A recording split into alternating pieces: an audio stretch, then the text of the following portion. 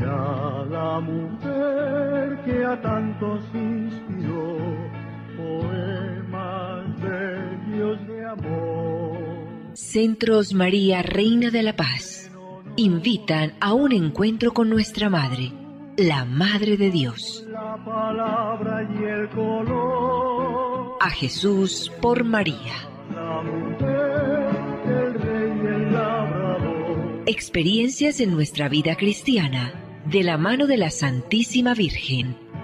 El sabio, el ignorante, el pobre y el Señor. Producción ABA Comunicaciones Pastorales, al ritmo de la nueva evangelización. Carrera 42, número 5247, Córdoba con la Playa, Medellín.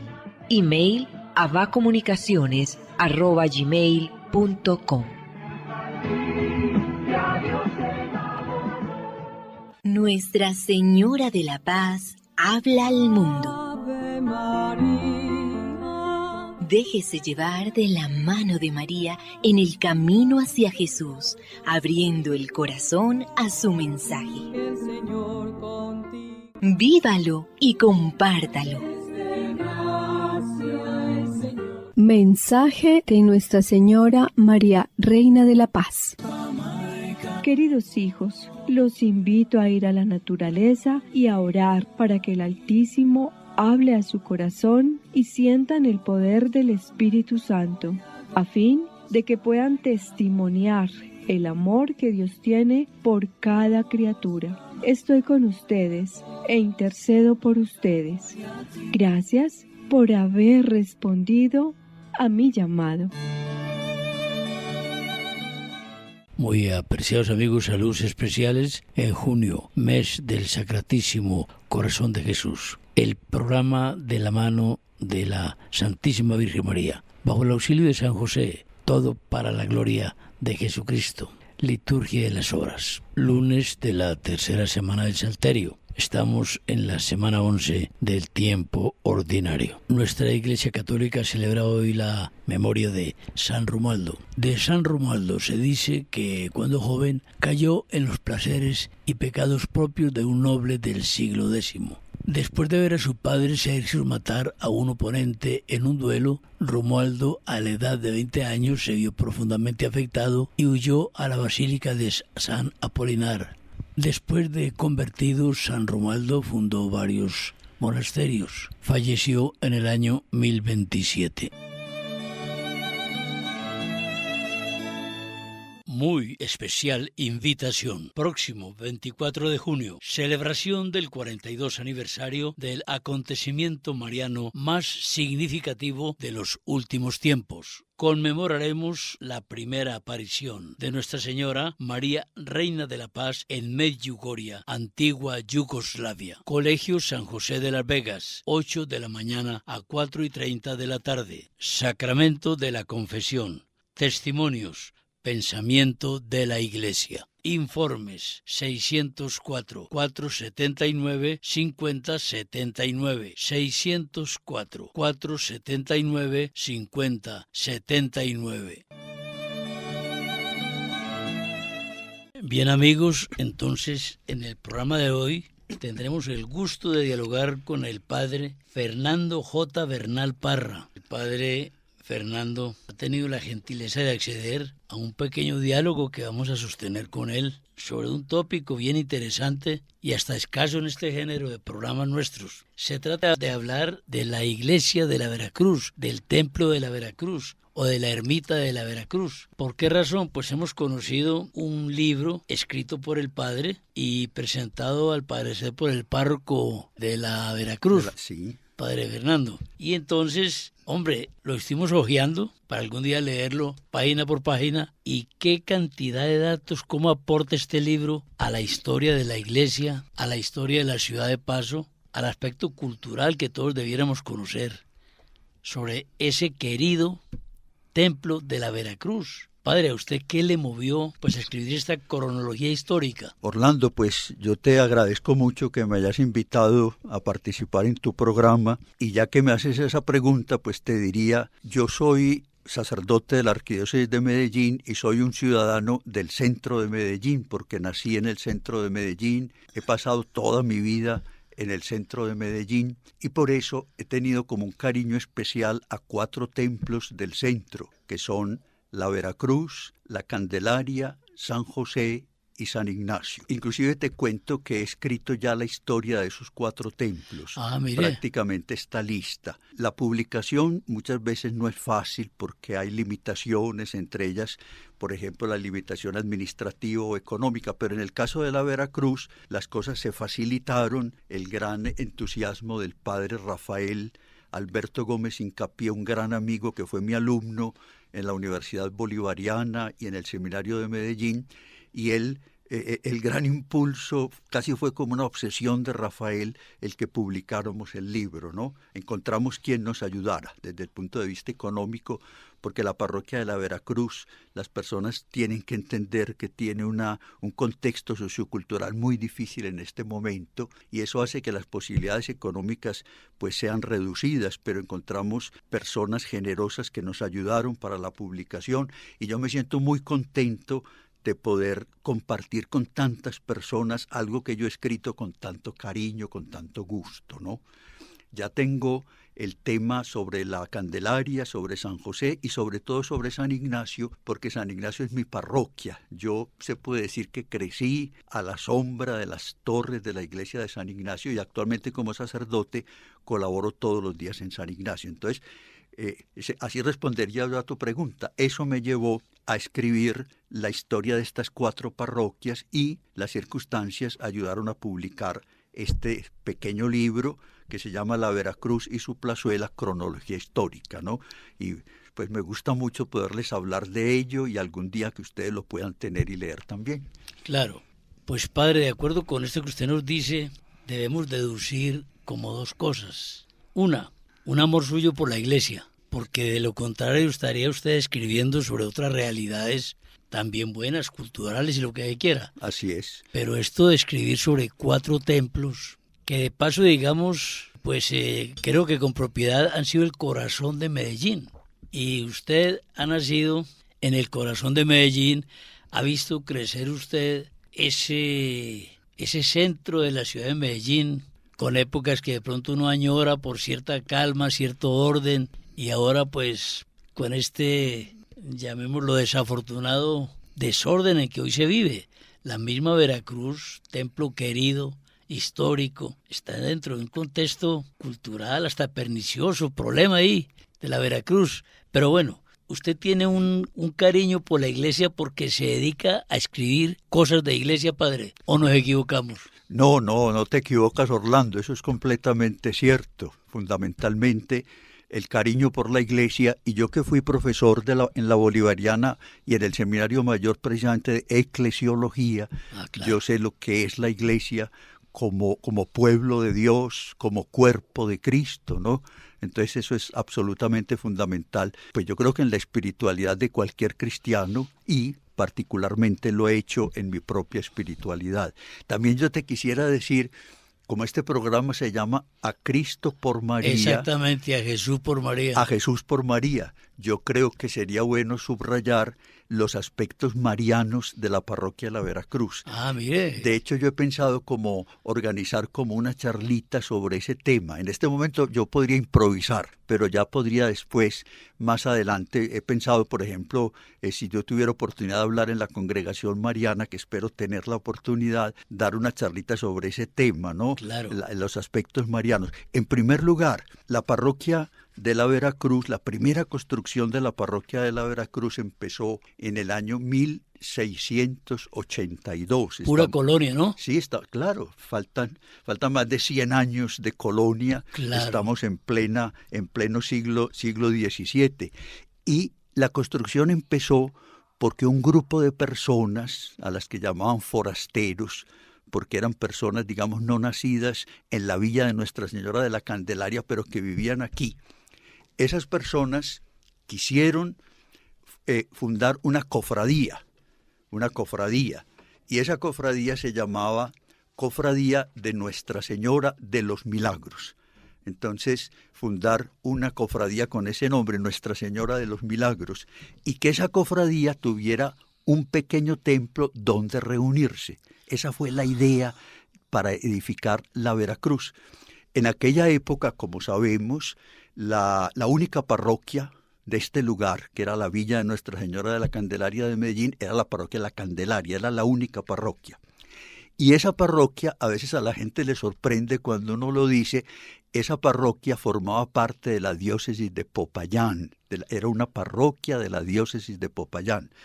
Estas personas acudieron al obispo de Popayán porque era necesario según los cánones de la época, y el obispo de Popayán manda, yo hablo de eso en el libro y pongo allí los documentos que llegaron de Popayán, autorizando para fundar la cofradía de Nuestra Señora de los Milagros y para edificar la iglesia que sirviera como sede de esa cofradía. Y allí nació la primera ermita de la Veracruz, que fue construida, como yo les digo, a partir del año 1682, ¿no? Otro aspecto mariano que se me ocurre en este momento, hubo un sacerdote supremamente querido en Medellín, que fue el padre Germán. El padre Germán fue vicario, en esa época se decía coadjutor, de la Veracruz por más de 30 años, y era un apasionado por la advocación de Nuestra Señora del Perpetuo Socorro, Inclusive los que somos de Medellín, que me están escuchando, saben que en Medellín hay un barrio que se llama San Germán, sí, claro, y una parroquia que se llama San Germán, en el cerro El Volador. Pues ese barrio, esa parroquia se llama San Germán por el padre Germán. Ah, es un dato importantísimo. Por el padre Germán Escobar, es por él. Porque él quería edificar un santuario a la Virgen del Perpetuo Socorro en el Cerro del Volador. No se pudo porque el padre no logró conseguir, digamos, los permisos eclesiásticos correspondientes. Pero si ustedes van a la Veracruz, verán la hermosísima imagen de la Virgen del Perpetuo Socorro que fue importada, que llegó de Europa, y que tiene un altar, digamos, preponderante allí al interior de la parroquia de la Veracruz. De modo que es otro aspecto mariano importante. Muy importante, padre. Y la Señora del Perpetuo Socorro, pues es uno de esos, diríamos, íconos bien llamativos porque está lleno de detalles. Exactamente, sí. Lleno de hecho, la imagen es una imagen traída de Europa y ya, digamos, los rayos y los ángeles fueron hechos acá. Se le agregaron después. Claro. Se le agregaron después. Al padre Germán lo ubicamos no en una época muy remota. No, en el siglo XX. Claro. No, en el siglo XX, ya es en una época, esa imagen y ese altar no son tan antiguos. Pues la Veracruz tiene como rasgos marianos importantes. Sí, otro rasgo mariano, Orlando, muy importante es la parroquia de la Veracruz tiene el nombre de la parroquia, el título de la parroquia se refiere a la Santa Cruz del Señor, evidentemente. Eso queríamos preguntarle, padre, el origen de ese nombre, porque ese nombre en la cultura hispana es muy mencionado. Es muy mencionado. Hay pueblos, hay el puerto de Veracruz en México, tantas cosas. Claro, y algo que complementa eso es que el título es la Santa Cruz, la Veracruz, la verdadera cruz del Señor. Verdadera cruz. Pero la patrona de la parroquia es Santa Ana. Y Santa Ana es la madre de Nuestra Señora. Entonces ahí encuentras tú otro aspecto mariano importante. De hecho, si ustedes van a la parroquia de la Veracruz, van a ver en el altar mayor están las imágenes de San Joaquín, Santa Ana y la Niña María, ¿no? Interesantísimo, padre, interesantísimo. Sí, y la fiesta patronal de la parroquia de la Veracruz es el día de San Joaquín y Santa Ana. 26 de julio. Sí, ese día es el día patronal, porque uno podría pensar tal vez el 3 de mayo, que es el día de la Santa Cruz. Claro que se celebra con solemnidad, y que inclusive se tiene un pequeño relicario que fue donado a la parroquia por el señor arzobispo Salazar y Herrera, y que dice contener una pequeña astilla de la Cruz del Señor. ¿se cree eso? Sí, sí. Estas cosas históricamente son pues muy difíciles de probar, Claro. pero devocionalmente tienen mucho valor. Sí, mucho. Entonces el 3 de mayo el relicario se saca del sagrario para bendecir las personas que van con el relicario, ¿ves? Pero la fiesta patronal propiamente dicha, yo tampoco lo sabía, sino ahora que he estado pues tan en contacto con la parroquia, porque estoy celebrando la Eucaristía de vez en cuando allá también, Sí, en la sí, Veracruz. Y me he enterado de que la fiesta patronal es la fiesta de Santa Ana. Muy importante, padre, porque en Medellín se menciona mucho cuando llega la fiesta de los Padres de María, pues San Joaquín, allí en el barrio San Joaquín, o Santa Ana acá en Manrique. Es correcto, qué bueno saber eso, ¿no? En las dos parroquias Sí. he celebrado yo ocasionalmente la Eucaristía. Sí. Otro aspecto también, Mariano, de la Veracruz son las imágenes que hay, ¿no? Y los cuadros. Ajá. Por ejemplo, hay 2 cuadros que son de la época, de época antigua, no son cuadros de ahora, sobre todo el cuadro de Nuestra Señora de las Mercedes y el cuadro de la Inmaculada Concepción. Estos 2 cuadros están ahora en la Casa Cural, como para protegerlos un poco, claro. porque siempre es mejor prevenir que curar. Están en la Casa Cural, pero son propiedad de la parroquia y son cuadros que valen la pena y que forman una obra parte pictórica, seguramente, sí, maestros importantes. Exacto, forman parte del acervo cultural, claro, de Medellín. En la misma iglesia se encuentran otras imágenes de Nuestra Señora también. De modo que la parroquia tiene muchos aspectos marianos, es muy apropiada para este programa pues que estamos padre, haciendo. Eso es providente. Claro. No lo creíamos, miren. Sí, sí. Qué bonito, padre. Sí. Este este libro, decimos folletos porque el tamaño es muy agradable, muy delicado, es muy fácil, muy manejable. Sí, tiene 166 páginas, Sí, o sea, sí. no es una enciclopedia, pero es un libro que abarca muchos aspectos de la parroquia, ¿no? Tiene en su presentación, pues la Veracruz, pero en un color, en un aspecto de fachada de color anterior, lo conocimos, ahora es en la contracarátula, está en la presentación de ahora, la actual, ¿verdad? No, al contrario, ¿Es al Orlando. contrario? Sí, al contrario, Orlando. La presentación actual es la Veracruz blanca, que es la que está en la carátula. Mire usted. Y la anterior sí, era con la piedra a la vista. La gente a veces me dice el ladrillo. No, la fachada no es de ladrillo, es de piedra. La fachada es de piedra. Esa fachada fue construida con una piedra extraída de una cantera en el barrio Niquía, en Bello. Hay una cantera de ese tipo de piedra, es una piedra que tiene mucho contenido de hierro y así, digamos, de una manera normal se llama piedra cucarrona, ¿no? Con ella construyeron la iglesia. Y la iglesia ha tenido 4 presentaciones diferentes, yo diría. La primera presentación fue la iglesia con toda la piedra a la vista, toda la piedra a la vista. La segunda fue, porque eso se puede ver a través del testimonio de las fotografías, la parte de arriba, la piedra a la vista, y la parte de abajo, blanca. Ya. Bueno, luego se peló la parte blanca y apareció como aparece la fotografía en la contraportada del libro. Otra vez la piedra se ve totalmente. Pero ocurrió esto, la Fundación Ferrocarril de Antioquia hizo un trabajo muy grande de restauración en la parroquia, un trabajo muy grande por el año 2004, ¿no? Y entonces se hizo un estudio científico de la fachada, porque la gente ha criticado que se haya tapado la piedra, pero la piedra no se tapó por un capricho, sino porque científicamente se vio que estaba siendo atacada por bacterias que la estaban destruyendo. Ajá. La Universidad de Antioquia, con laboratorios de la Facultad de Ingeniería, hizo un análisis científico de la piedra y se vio que las bacterias la estaban destruyendo totalmente. Entonces hubo que empañetarla. Entonces la actual fachada es blanca, empañetada, no por capricho, sino porque fue necesario hacerlo, Es ¿no? una cuestión de conservación, entonces. Es una cuestión de conservación, pensando en el futuro, que si esas bacterias siguen actuando, en el futuro no van a conocer la iglesia de la Veracruz, y se trata de conservarla. Eso ha traído la dificultad de que, claro, una fachada pintada de blanco, cae polvo, tal cosa, llueve y se chorrea, De hecho, si ustedes la ven actualmente, la fachada no está bonita, ¿no? Ajá. Una de las cosas que el párroco quiere, y pues yo también ayudarle con la venta del libro, es precisamente poder volver a pintar el exterior y el interior de la iglesia, que aparezca como está en la fachada del libro otra vez. Pues extraordinario, Eso es padre. eso estamos haciendo. Y a propósito, ¿dónde se consigue el libro, padre? Ve, el libro en este momento se puede conseguir en el despacho parroquial de la Veracruz, en el despacho parroquial de San Ignacio de Loyola, aquí en el centro, en el despacho parroquial de San Joaquín, para las personas que viven, digamos, por el lado de Laureles, de la Bolivariana, Sí. y también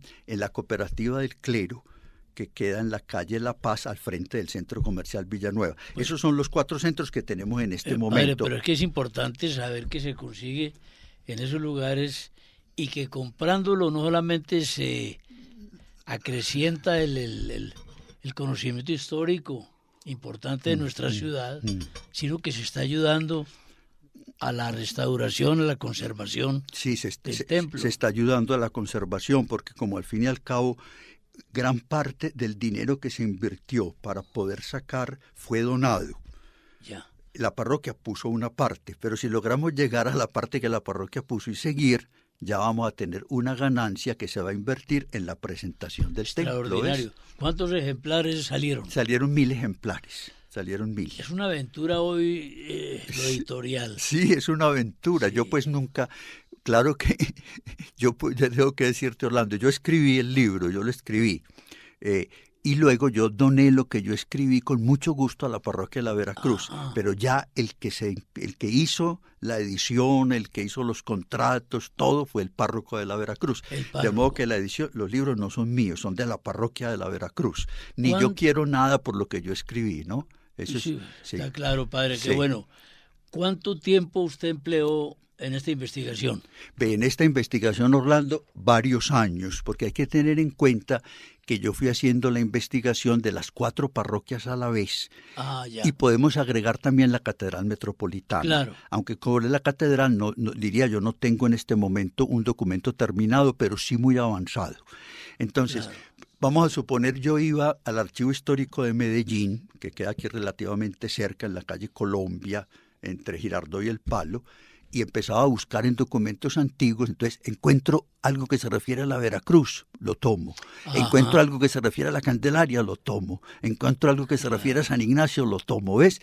Entonces Sí. La investigación se va haciendo como paralelamente de los templos. Pero son muchas horas, padre. Sí, porque claro que no, son años. Años, Son años. años de trabajo, ¿no?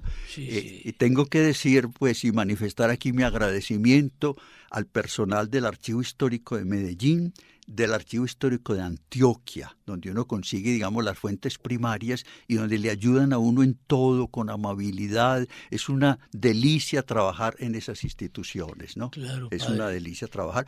Y allí encuentra uno, digamos, muchos documentos originales de la época de la colonia, etcétera, con la firma de los reyes de España. Es muy interesante. Mucho, padre. No es fácil, porque uno tiene que descifrar la caligrafía de otra época. No, pues Sí, es que- hay una ciencia que estudian los historiadores, precisamente, que no me acuerdo cómo es que se llama, en fin, es una ciencia para descifrar escritura antigua. Yo nunca he estudiado eso, pero digamos, con paciencia y con un poquito de lógica y ampliando en el computador, fui descifrando y fui sacando mucha información. Paleografía se llama esa ciencia para descifrar estudios. ¿Cómo es el nombre, padre? Paleografía. Paleografía. Paleografía, sí.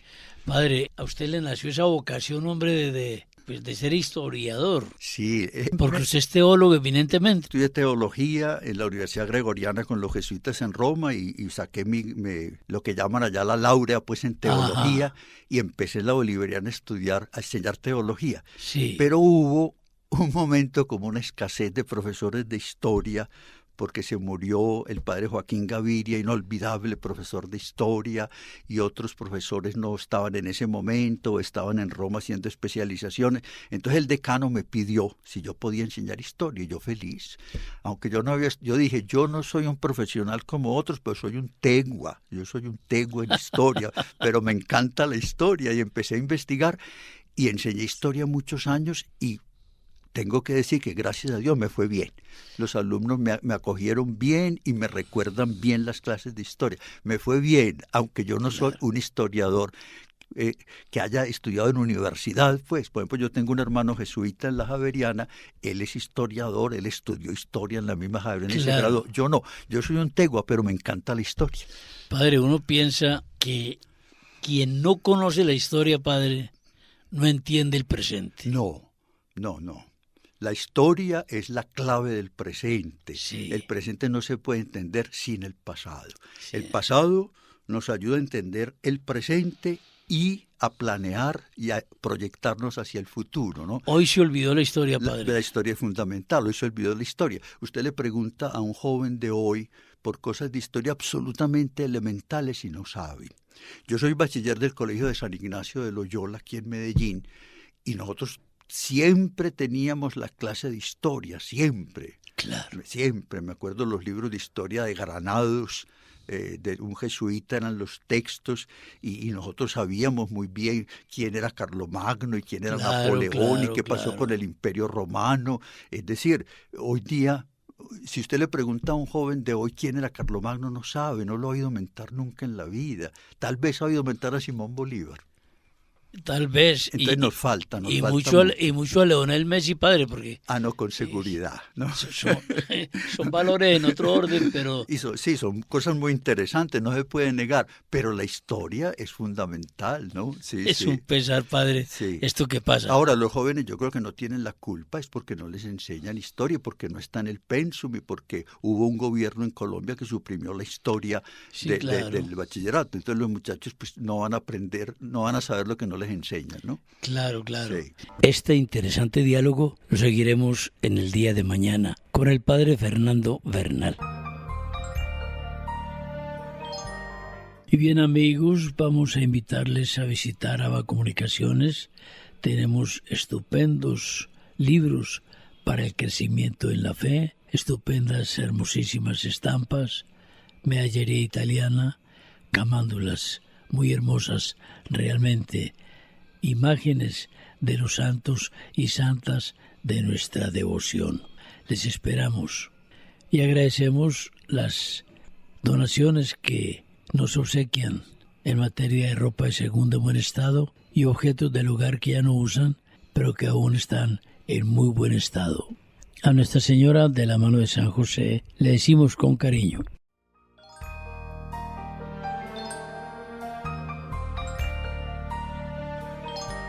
Dulce Madre, no te alejes, tu vista de nosotros no apartes. Ven con nosotros a todas partes y solos nunca nos dejes. Y ya que nos amas tanto como verdadera Madre, haz que nos bendigan el Padre, el Hijo y el Espíritu Santo. Amén. Centros María Reina de la Paz invitaron a un encuentro con nuestra Madre, la Madre de Dios. La palabra y el color. A Jesús por María. El rey y el labrador. Experiencias en nuestra vida cristiana, de la mano de la Santísima Virgen. El sabio, el ignorante, el pobre y el Señor. Producción Aba Comunicaciones Pastorales, al ritmo de la nueva evangelización. Carrera 42, número 5247, Córdoba con la Playa, Medellín.